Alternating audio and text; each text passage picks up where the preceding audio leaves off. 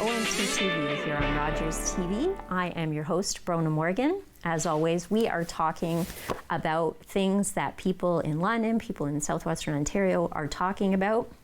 That's what we do on this show. But we're talking this week about something that everybody, pretty much, I think, around the world, at least North America, was talking about earlier in the year. Happened just the day before my birthday, so January 2nd. I, as a huge Buffalo Bills fan, as a lot of people know, was watching the football game, and it was a big game, Cincinnati Bengals, so a big, divisional rivalry. And something happened that made, I think, everybody who is a football fan or not a football fan really sit up, take notice, and I guess gave a lot of us pause about, what's important in life when you see a young man. So Damar Hamlin had an injury on the field and was treated. He had CPR given to him a couple of times on the field, taken to a nearby hospital, and I think everybody was kind of, the world stopped for a lot of us on that evening. And so in the, couple of months following, we found out what happened to Damar Hamlin. He's been recovering, so thankful for that. But one of the interesting things that I learned shortly after that happened, the event, was that there are fantastic researchers here in our own city, so Western University. One of them is here with us today, and they are working towards making sport safer, working on making sports equipment safer, so that injuries like the injury that happened to Damar Hamlin are either rarer or less likely to happen. So thank you so much for being here. This is Grant James Dickey, and he is a PhD student at Western University who is working in this area. So thank you so much for being here. Yeah, thank you so much for having me. So specifically, your area of study, can you tell our viewers about what you have been researching long before what happened to Damar Hamlin happened? Yeah, absolutely. So we study the topic of commotio cordis, which is the injury that Damar Hamlin did experience. And so I started my research in my master's. So I did my master's in mechanical engineering. And from there, we actually focused on impact biomechanics. And so what that means is that we look at any kind of injuries that can happen to humans. And so my specific topic looked at this commotio cordis injury. And then from my master's, I progressed into my PhD. And we carried on the project, and we were looking at different ways that we can design safer equipment to prevent against this injury. And so as you mentioned, yes, we've been working on this project for quite a few years now, long before the Damar Hamlin injury occurred. And so that's my PhD topic, and I'm about halfway done my PhD now, and we are continuously working alongside and trying to work with some sports companies right now to actually create some chest protector designs that can be used in various sports. Wow. Okay. So for those viewers who might not know what this specific injury is, can you tell us what is commotio cordis? Absolutely. So commotio cordis, while it is rare, it is a often fatal injury, and it most often occurs in youth sports. Although in the case we know that Damar Hamlin is no longer really a youth, he was an adult, so it can happen to adults, but it's most common in children. And the reason for this is because they have a weaker rib cage, and so what can happen is they take an impact over the chest, over the heart, and it's during a very specific time during the heartbeat. So this can be figured as a 20 millisecond time during the heartbeat, so obviously we know it's very rare, and then also the impact speed has to be around 40 miles per hour. So for consideration, that is considered a low velocity impact. So what we can think about there is impacts like hockey pucks, lacrosse balls, baseballs. Those are the most often sports that we see it in, but it does happen in sports like football with things like a routine tackle over the chest, over the heart, and what happens is it causes the heart to stop beating, and then the individual will typically, a few seconds, they'll faint, they'll pass out because there's no blood flow going to their body anymore, and the only way to resuscitate or revive them is the use of an external defibrillator, where they have to shock, restart the heart, and then from there, typically the statistics show they have about a 50% chance of survival. Wow, so extremely serious. Can you talk about the incidence of this? Yeah, so the incidence rates in terms of statistics, they are around 230 cases have been officially reported, but that was as of 2010. And so there are two major things that we want to consider here is, firstly, we believe that those cases are severely underreported, because I think if you ask the average person, they've probably never heard of commotio cordis, as it is a rare incidence. But these statistics do come from mostly North America, so we're not considering other parts of the world, especially other sports where things like in Europe, cricket is a huge sport, once again, small projectiles as well as other areas in the world where we're not getting case counts for commotio cordis. As well, I mentioned that these statistics are from 2010, so obviously we have another 13 years of statistics that we need to get updated. Right. But I think for everyone that's listening and watching, I think I just want to be mindful that yes, absolutely it is a rare condition, but it does happen, and I think the main focus that we have here is that we believe we can prevent it by designing safer equipment, and whenever you can make sports safer for children or any athlete playing, you always want to do that. Absolutely. Mm-hmm. And what was it about this particular sports injury and this field of study that attracted you?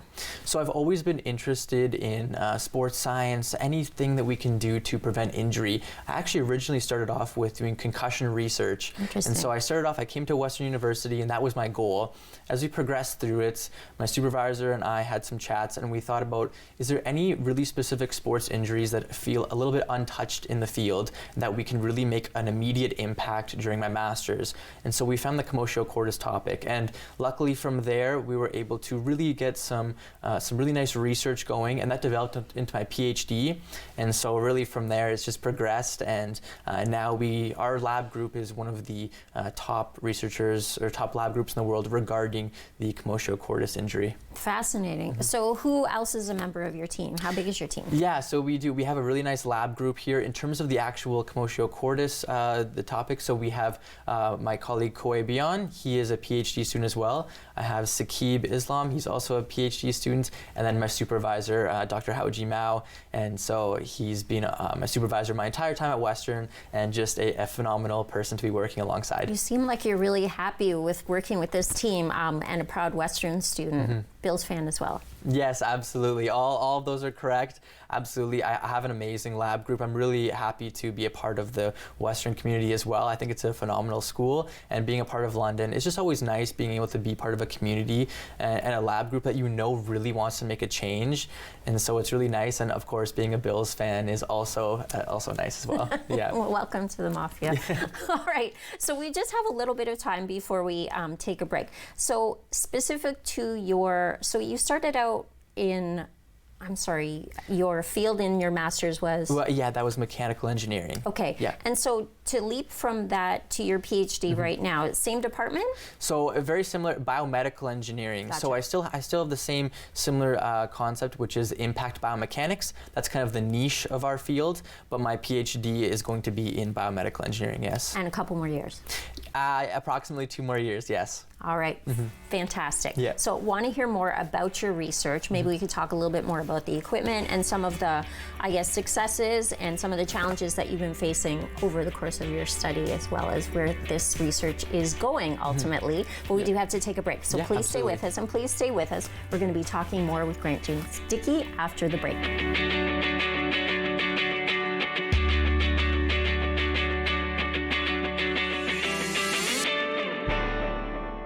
This program is brought to you by the following sponsors.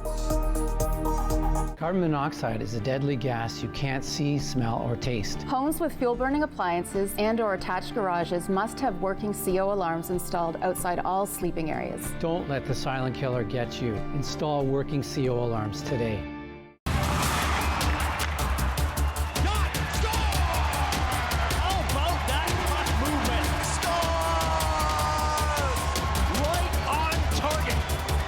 Night's action on Rogers TV.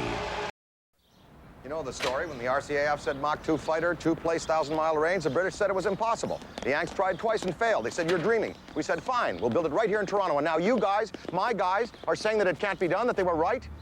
Now that's the rocket that we used to get the model up to speed, and then the onboard sensors tell us that... Come on, baby. Damn it! But we did it according to your specs. The specs have changed.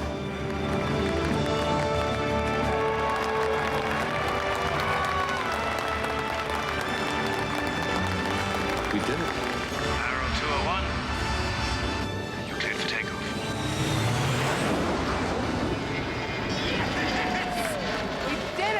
Although the government cancelled the project and destroyed the prototypes, the Avro Arrow remains for Canada a world benchmark in aerospace achievement.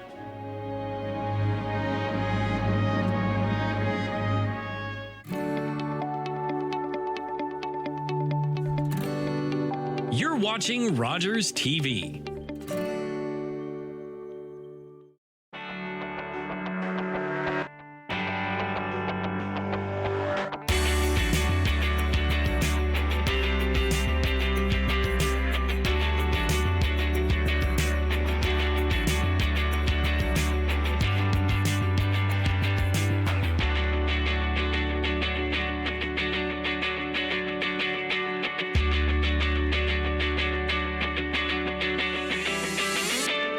Welcome back to LdnOnt TV here on Rogers TV. I'm your host, Bronagh Morgan, and I guess rabid Bills fan. And I don't know, had obviously a big life-changing moment, I think, for a lot of football fans and people, I guess, who have children who play sports or anybody who plays sports at all on January 2nd this year when we saw a young man who really, I think a lot of us were afraid he might have lost his life after just having a routine tackle in an NFL game. And we've been really, it's been a pleasure to be talking to Grant James, who is a researcher here at Western University, who has been working for a few years now and continues to work to make sports safer and to hopefully either lessen or maybe, in a perfect world, eradicate commotio cordis as an injury that can end a young athlete's life. So thanks again, Grant, for being here. So can you talk to our viewers and maybe tell us a little bit more about the types of equipment that are involved, how you're testing them, and what you're doing to try and make them safer? Absolutely. So when we think about the equipment that we're looking at right now, it's going to be your chest protectors, which depending the sport, it might be called a shoulder pad, and then it has the chest protection attached to it. But essentially what we're trying to do is increase the protection capabilities of these with respect to commotio cordis. So right now, when you think of a chest protector or a shoulder pad that's designed, they're not designed to prevent against commotio cordis. And so what we've found from our recent studies, which have been published in scientific journals, is that there are areas over the chest, especially over the heart, that are more susceptible to inducing commotio cordis. And so what we're really trying to do is use our data and use our information and then collaborate and work with sports companies to help design safer chest protectors with increased padding and protection in those potentially vulnerable areas. Interesting. And so how do you come up with this is it a prototype that you develop, or how do you figure, how do you make those kind of choices? Yeah, no, that's a great question. That will be part of the coming months, so we will be prototyping and designing. Right now, everything's on the computer so far. So a lot of the stuff that we do is we use simulation software. And so this simulation software is extremely accurate, and it's heavily validated based on various testing methods. And we use this simulation software to recreate the injury. And then from there, we can essentially create a simulation of the chest protector or shoulder pad, whichever we're looking at, and we can test and see its ability to prevent against the damage to the heart that we see that occurs in commotio cordis. And so over the coming months, we will be working with some sports organizations, some Canadian organizations that we've come to an agreement with, that we're going to try to figure out some designs that we can create that are practical for the market and that kids and athletes of all ages will be comfortable to wear. How difficult is it to, build those relationships and have those conversations? I would assume that most people who are manufacturing sports equipment and also people who are, training young athletes and all young, parents and coaches and other people that are involved in athletics want this to happen. Mm-hmm.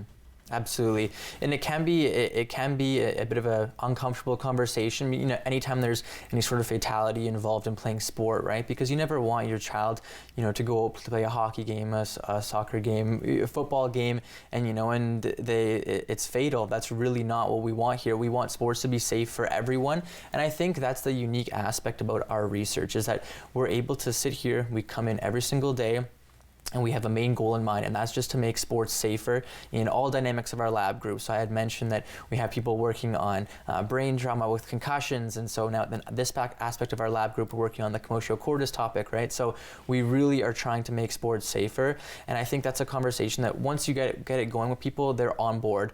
So far, I've never had anyone not interested. Everyone's very interested in making sports safer, and especially for their children. Absolutely. And so in terms of, I guess, designing equipment, that's one aspect of it, but I guess there's obviously a regulatory part. So there's going to have to be, I think, a change in the way the equipment is regulated in order to make sure that this happens.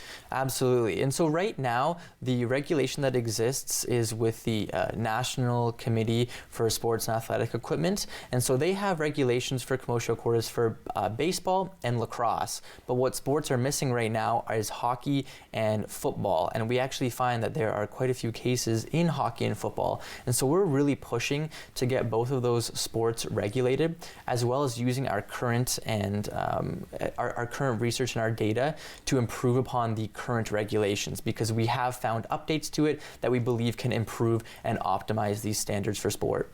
Fascinating. Now, it sounds like, so you were talking about how a lot of this research is done on a computer. You must be working with a lot of different departments then at Western as well. So yes, so right now we actually work with the cardiology department as well, but of course, because the heart is involved. And actually last year I actually traveled and I spent 4 months working in Switzerland with one of the top cardiologists in the world, and that was actually to try to further develop my knowledge and enhance my skills regarding the commotio cordis topic. So I did spend quite some time working with cardiologists, but primarily we do work with biomedical engineers, mechanical engineers, and materials engineers to really try to help and design this chest protector that we want to design. Fantastic. Do you play sports?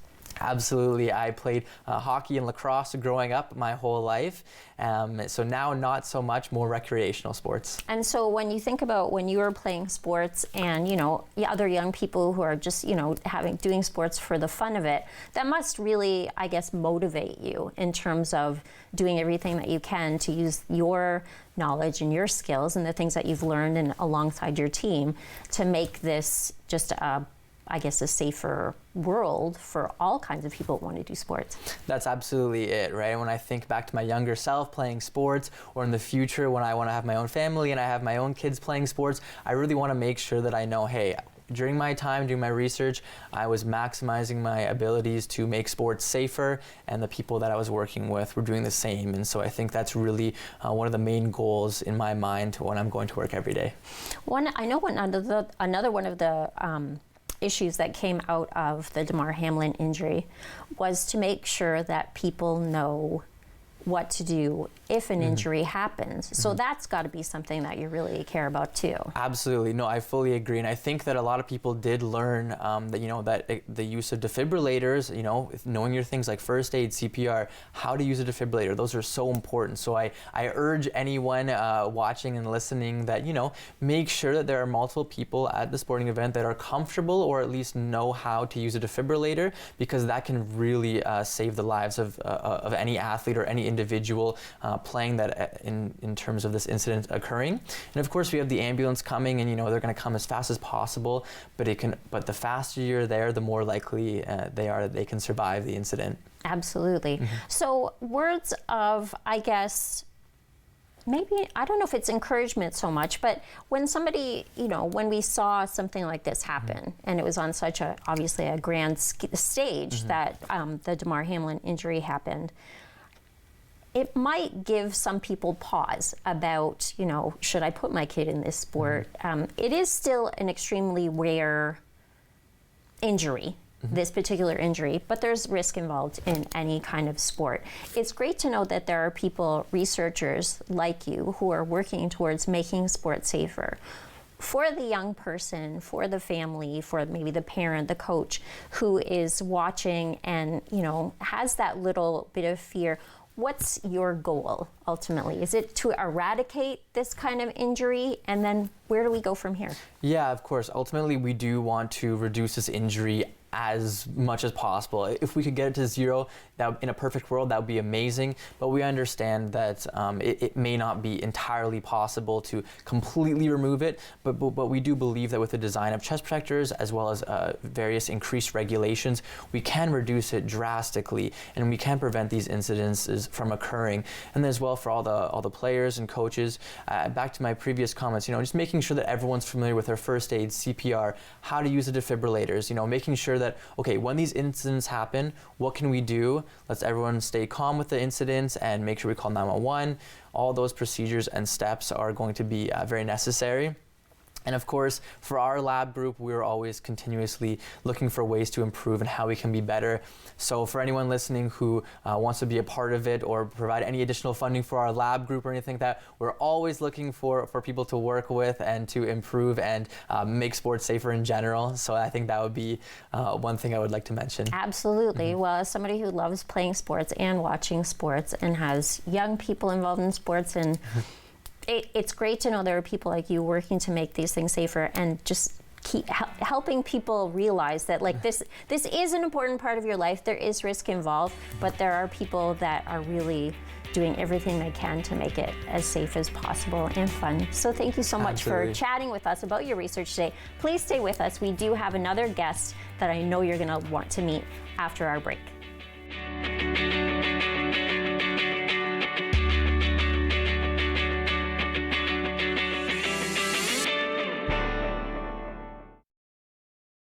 This program is brought to you by the following sponsors. Online betting is booming. Booyah! Woo! Oh yeah! You could win big!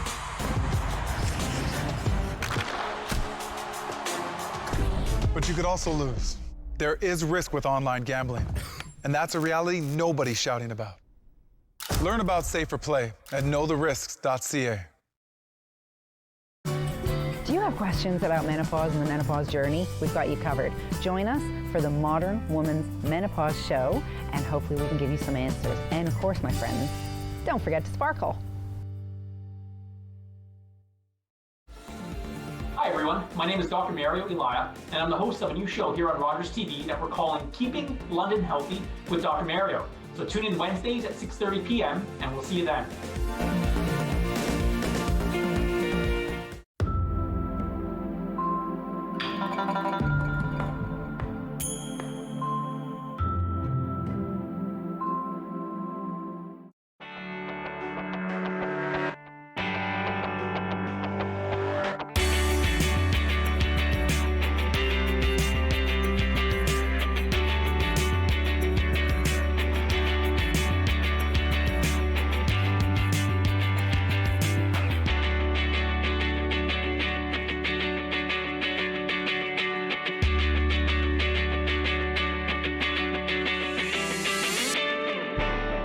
Welcome back to LdnOnt TV here on Rogers TV. I'm your host, Bronagh. We were having a really interesting conversation with Grant, who's a researcher into making sports equipment safer to protect against specifically commotio cordis. I am now joined with awesome high school football player, hockey player, soccer player, track star, Trinette. Lucas is the school you go to, so yes. Thank you for being here. Yeah, well, thank you for having me. I was really interested in talking to somebody who plays high school sports, specifically football, about the impact of seeing an injury like what happened to Damar Hamlin, because obviously this is a sport that you play, and as we were talking to Grant, and we know that even the younger you are, the more risky. I guess it's not an often occurrence, but it's definitely a risk. Yeah, it is scary. It is scary seeing something of that big of a scale. But again, we're not allowed to play any football games until we've gone through safe tackling, which is, I believe it's like roughly 5-day practices We're taught how to safely tackle, you know, tuck your head in, never go head first, and always wrap and bring to the ground, and other tactics like that. Awesome. Okay. So there's obviously lots of training equipment involved. So everybody is playing as safely as they can. What about in terms of, like, if something does happen on the field, do you all have to learn about, you know, taking care of each other and making sure that if there is an emergency, you know what to do? Yeah, it's kind of like a big family. Awesome. You know, they have the leaders and role models who just kind of step up. Usually most of them have been through an experience like that because they've played outside of school.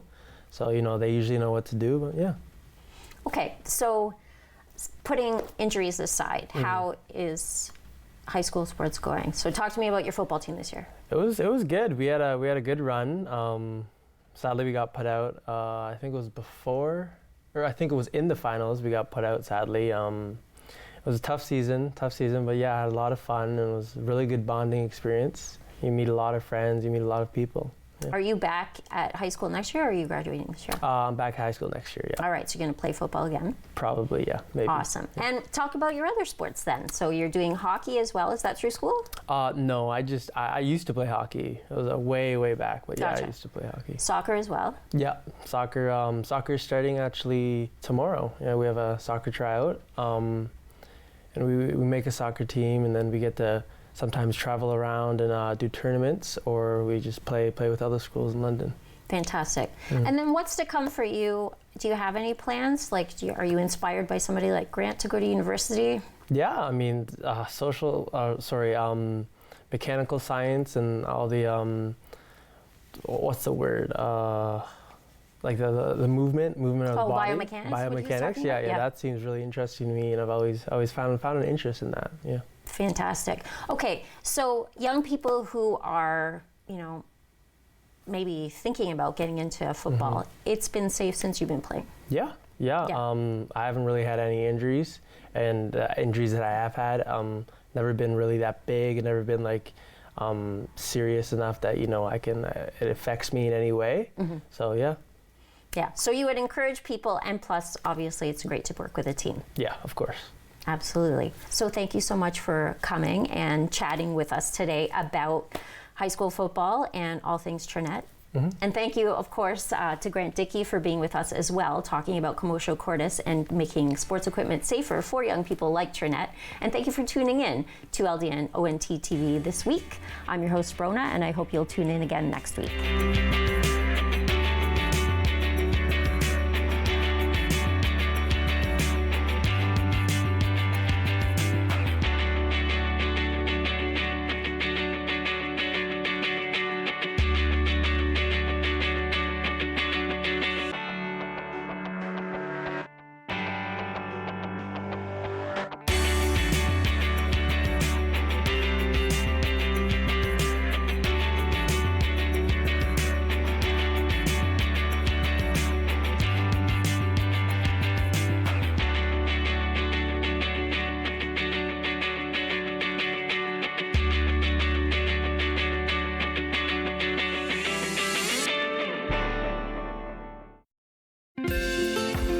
Call the Rogers TV viewer response line, email us, or connect with us on social media.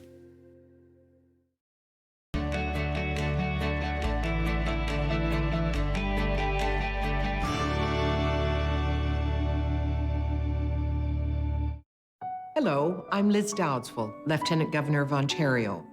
In 2008, carbon monoxide, a deadly invisible gas, killed an entire family in our province. That tragedy led to a new law requiring homes with potential CO sources to have alarms. John Gignac's family members passed away that day, and he shares his story to save others. Please make sure you have working CO alarms in your home. Protect your family today. Jeff from Chillin' and Grillin' with Jeff, and we're back with Season 3. This season, we've had the opportunity to see some great backyards, to have some fantastic food cooked on some great grills, and this season, we're helping you take your